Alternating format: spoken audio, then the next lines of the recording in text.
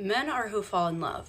Women only need to love themselves. Most of you self-sabotage dating by loving a man more than you love yourself. If you're wondering, how can I trigger his vasopressin? How can I trigger his testosterone so that he loves me? I have tips, but most of you are doing too much. In the beginning, that initial lust phase where the testosterone is peaking because he's on that pursuit, all you really need to do, guess what, is look right to him and smell good and be pleasant to be around. If you're wanting to keep his testosterone high and peaked and have that pursuit, you have the most negotiation power at the beginning if you don't sleep with him. I say love yourself more than you love him, not out of a kumbaya self-esteem thing, but the way you act in relation to that are things that will raise his testosterone. For example, if you are all about him and he is your center of the universe, what do? You chase, you pursue. I think I'm going to text him. What does that do? He doesn't need to pursue. He doesn't need to hunt. He doesn't need to provide. You're providing all the things. You're trying to mother. All of that, testosterone decrease. If we're talking about vasopressin increase, I'm not telling you not to sleep with him on the first date because we're over here being Christian prudes. Vasopressin receptors literally take time to build. The other reason why waiting is going to be beneficial for you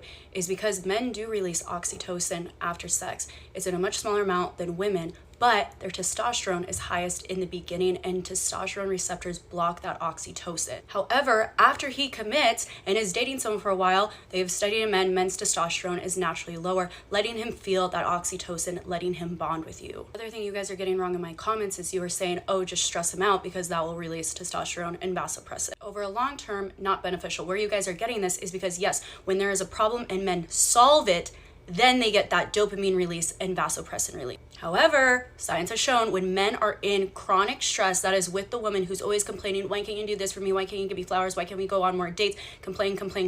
There is no him overcoming. He actually then starts to release levels of estrogen. He stops releasing testosterone and he is not going to have those feelings to have sex with you, to bond with you, to commit to you. And when his estrogen levels rise, you are going to see him start to pull away. Because alone men will rebuild that testosterone doing boy stuff, but he isn't conscious of this. So all he is going to think of is, I want to get away from you and I feel better when I'm not with you. What you guys are observing isn't the woman who gives him problems. It is the woman that he is obsessed with, that he can't get enough of, but she is the one who loves herself more, who is making selfish choices for her.